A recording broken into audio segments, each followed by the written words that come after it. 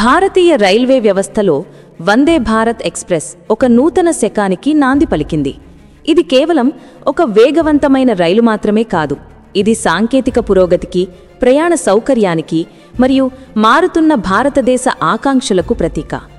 దేశంలోని ప్రధాన నగరాలను అనుసంధానించే ఈ ప్రతిష్టాత్మక ప్రాజెక్టులో ఆంధ్రప్రదేశ్ రాష్ట్రం అత్యంత కీలకమైన స్థానాన్ని ఆక్రమించింది. ఉత్తర మరియు దక్షిణ భారతదేశాన్ని కలిపే ప్రధాన రైలు మార్గాలకు కూడలిగా ఉన్న ఆంధ్రప్రదేశ్ మీదుగా ఇప్పటికే పలు వందే భారత్ సేవలు విజయవంతంగా నడుస్తున్నాయి.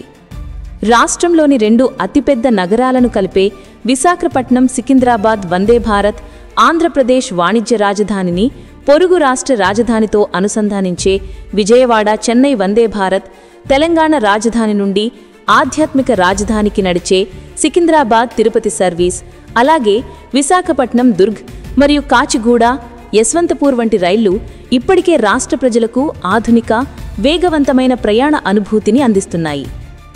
ఈ నేపథ్యంలో ఆంధ్రప్రదేశ్లోని రైలు ప్రయాణికులకు, ముఖ్యంగా గోదావరి జిల్లాల ప్రజలకు త్వరలోనే మరో 2 తీపి కబుర్లు అందే అవకాశాలు స్పష్టంగా కనిపిస్తున్నాయి. ఇప్పటికే ఉన్న ఒక సేవను కీలకమైన గమ్యస్థానానికి పొడిగించడం మరియు మరో కొత్త సర్వీస్ను ప్రవేశపెట్టేందుకు కసరత్తు జరగడం రాష్ట్ర రైల్వే మ్యాప్లో విప్లవాత్మక మార్పులకు సంకేతం. తాజా పరిణామాల్లోకెల్లా అత్యంత ముఖ్యమైనది ఆంధ్రప్రదేశ్లోని రైలు ప్రయాణికులకు రైల్వే బోర్డు అందించిన శుభవార్త. ప్రస్తుతం చెన్నై మరియు విజయవాడ మధ్య నడుస్తున్న వందే భారత్ ఎక్స్‌ప్రెస్ రైలును పశ్చిమ గోదావరి జిల్లాలోని కీలక పట్టణమైన నరసాపురం వరకు పొడిగిస్తూ రైల్వే బోర్డు చారిత్రాత్మక నిర్ణయం తీసుకుంది. ఇది కేవలం ఒక ప్రతిపాదన కాదు, ఈ మేరకు రైల్వే బోర్డు నుండి అధికారిక ఆదేశాలు కూడా జారీ అయ్యాయి. త్వరలోనే ఈ పొడిగించిన సర్వీసును లాంఛనంగా ప్రారంభించడానికి అధికారులు సన్నాహాలు చేస్తున్నారు. ఈ పొడిగింపు కేవలం కొన్ని కిలోమీటర్ల దూరం పెంచడం మాత్రమే కాదు, ఇది ఇప్పటివరకు కేవలం ప్రధాన నగరాల మధ్య మాత్రమే పరిమితమైన వందే భారత్ సేవలను ఆంధ్రప్రదేశ్ రాష్ట్రంలోని అత్యంత సారవంతమైన, జనసాంద్రత కలిగిన మరియు ఆర్థికంగా చురుకైన డెల్టా ప్రాంతం నడిబొడ్డుకు తీసుకువెళ్తోంది. విజయవాడ కేవలం ఒక జంక్షన్ కాగా, నరసాపురం ఒక టెర్మినల్. ఈ నిర్ణయంతో గోదావరి జిల్లాల ప్రజలకు చెన్నై నగరంతో ప్రత్యక్ష, వేగవంతమైన అనుసంధానం లభించినట్లయింది. ఈ పొడిగింపుతో రైలు షెడ్యూల్లో కీలక మార్పులు చోటు చేసుకున్నాయి. ఈ రైలు ఉదయం చెన్నై సెంట్రల్ స్టేషన్ నుండి బయలుదేరుతుంది. ఆంధ్రప్రదేశ్లో రేణిగుంట, గూడూరు, నెల్లూరు, ఒంగోలు, తెనాలి రైల్వే స్టేషన్ల మీదుగా ప్రయాణిస్తుంది.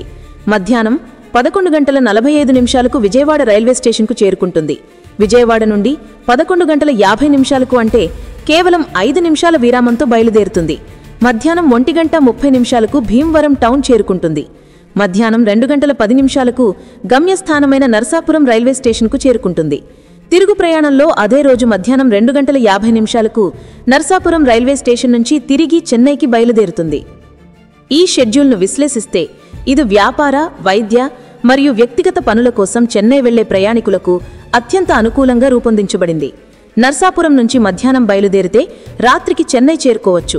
అక్కడ పనులు ముగించుకుని మరుసటి రోజు ఉదయం ఇదే రైలులో తిరిగి స్వస్థలానికి పయనమవ్వచ్చు.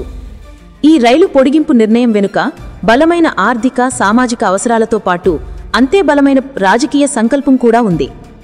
ఈ పొడిగింపు మార్గంలో గుడివాడ, భీమవరం వంటి అత్యంత కీలకమైన వ్యాపార కేంద్రాలు ఉన్నాయి. ముఖ్యంగా భీమవరం మరియు దాని చుట్టుపక్కల ప్రాంతాలు ఆక్వా రాజధానిగా ప్రసిద్ధి చెందాయి. దేశం నుండి జరిగే సముద్ర ఉత్పత్తుల ఎగుమతులలో ఈ ప్రాంతం సింహభాగం వాటాను కలిగి ఉంది. ఈ ఆక్వా పరిశ్రమకు చెన్నై నగరం ఒక ప్రధాన వాణిజ్య కేంద్రం, వినియోగదారుల మార్కెట్ మరియు ముఖ్యమైన ఓడరేవు.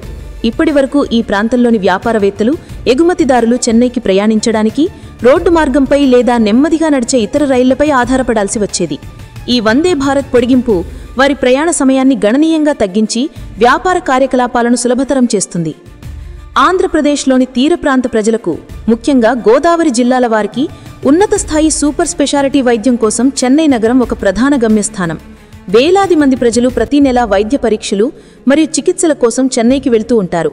ఈ వందే భారత్ రైలు రోగులకు మరియు వారి సహాయకులకు సౌకర్యవంతమైన, వేగవంతమైన మరియు ఒత్తిడి లేని ప్రయాణాన్ని అందిస్తుంది. ఇది సామాజికంగా ఎంతో అవసరమైన సౌకర్యం. అలాగే ఉన్నత విద్య కోసం చెన్నైలో చదువుకునే విద్యార్థులకు కూడా ఇది ఒక వరం లాంటిది. ఇటువంటి కీలకమైన ప్రాజెక్టులు కార్యరూపం దాల్చడానికి ప్రజాప్రతినిధుల నిరంతర కృషి అత్యంత అవసరం.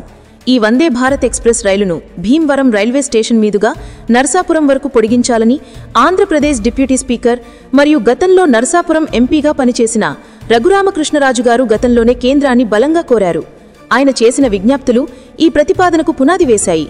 ప్రస్తుత పరిణామంలో నర్సాపురం ప్రస్తుత ఎంపీ మరియు కేంద్ర బొగ్గు మరియు గనుల శాఖ సహాయ మంత్రిగా బాధ్యతలు స్వీకరించిన శ్రీనివాస్ వర్మ గారు కూడా కీలక పాత్ర పోషించారు.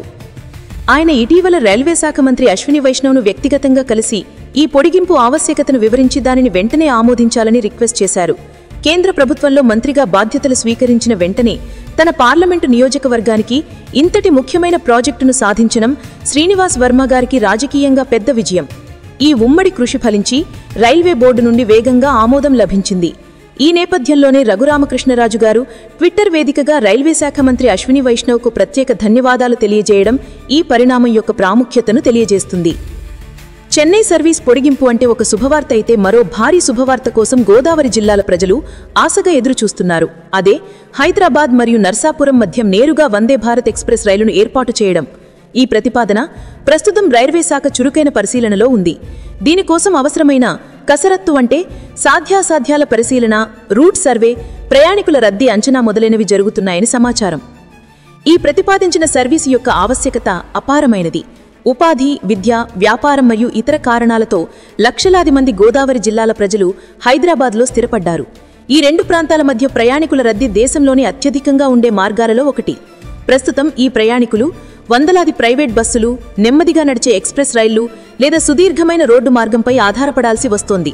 హైదరాబాద్ నుండి నర్సాపురం వరకు భీమవరం మరియు గుడివాడ మీదుగా నేరుగా వందే భారత్ రైలును ప్రవేశపెడితే అది తక్షణమే సూపర్ హిట్ అవుతుందనడాల్లో ఎటువంటి సందేహం లేదు. ఇది ప్రయాణ సమయాన్ని 6 నుండి 7 గంటలకు తగ్గించడమే కాకుండా రాత్రిపూట బస్సు ప్రయాణాలకు సురక్షితమైన, సౌకర్యవంతమైన ప్రత్యామ్నాయాన్ని అందిస్తుంది. మొత్తం మీద చెన్నై విజయవాడ వందే భారత్ రైలును నర్సాపురం వరకు పొడిగించడం అనేది ఆంధ్రప్రదేశ్ తీర ప్రాంత రైల్వే చరిత్రలో ఒక ముఖ్యమైన మైలురాయి. ఇది కేవలం ఒక రైలు పొడిగింపు మాత్రమే కాదు, ఇది అభివృద్ధిని, ఆధునిక సౌకర్యాలను రాష్ట్రంలోని మారుమూల ప్రాంతాలకు, కీలకమైన ఆర్థిక కేంద్రాలకు విస్తరించే ప్రభుత్వ వ్యూహంలో భాగం. భీమవరం ఆక్వా పరిశ్రమకు, చెన్నై వెళ్లే రోగులకు మరియు జనాలకు కూడా ఇది ఎంతో ప్రయోజనం చేకూరుస్తుంది. ఈ విజయం ప్రజాప్రతినిధుల నిరంతర కృషి మరియు కేంద్ర ప్రభుత్వం యొక్క సానుకూల ప్రస్పందన వల్లే సాధ్యపడింది. ఇప్పుడు అందరి దృష్టి బహుళ ప్రయోజనాలు చేకూర్చే హైదరాబాద్ నర్సాపురం వందే భారత్ సర్వీసుపై ఉంది. ఈ ప్రాజెక్టు కూడా త్వరగా కార్యరూపం దాల్చితే అది 2 తెలుగు రాష్ట్రాల మధ్య, ముఖ్యంగా తెలంగాణ రాజధాని మరియు ఆంధ్రప్రదేశ్ డెల్టా ప్రాంతాల మధ్య అనుసంధానంలో ఒక నూతన విప్లవానికి నాంది పలుకుతుంది. ఈ పరిణామాలు ఆంధ్రప్రదేశ్ను వందే భారత్ నెట్వర్క్లో ఒక అత్యంత కీలకమైన రాష్ట్రంగా నిలబెడుతున్నాయి.